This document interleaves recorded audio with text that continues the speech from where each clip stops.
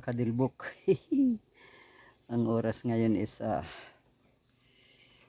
2:45 ng hapon. So natapos na yung project natin na itong papag. So nandito tayo, kaliligo ko lang at super init. At ito na ang ating papag. Ayan na. Ayan na oh. Oh, may sapin na yan. Ayan. Tsaka may net yan. Ayan oh. Nilagyan natin ng net protection para sa mangga na mga nahuhulog. Baka tayo'y mahulugan. Ay, baka tayo'y mahulugan. Yan. May net yan. Yan. So, yan ang higaan ngayon dito sa labas pagtanghali. Yan. At mainit sa loob. Dito tayo pa rin sa farm. Ayan yung bahay na gagawin namin yung bubong na slab. So napakalawak niyan na bahay. So hindi pa kami nag-i-start. Mag-i-start siguro is bukas. Mamaya alis kami maya-maya. Hindi na nga siguro tayo makakatulog ngayon dito sa ating higaan.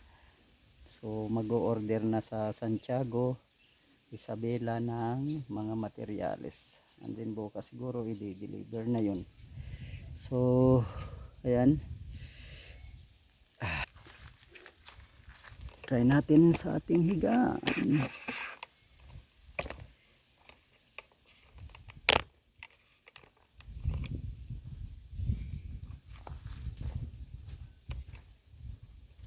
Yan. Andyan. Alis na tayo. Yay! Ayan, nahigaan na natin.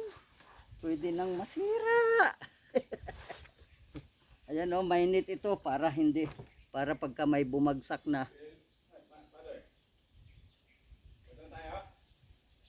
Pagka may bumagsak na Indian mango, sure, hindi tayo matatamaan, mabubukulan. So ayan, maya-maya alis kami. So humiga lang tayo, tinry lang natin. Dito ang buhay sa Isabela. Tayo ay bukas magi-start yung construction siguro. Ang daming mangga talaga, Indian mango, ang lalaki. Sayang lang, malalaglag lang lahat yan. Sayang. So wala tayong magagawa.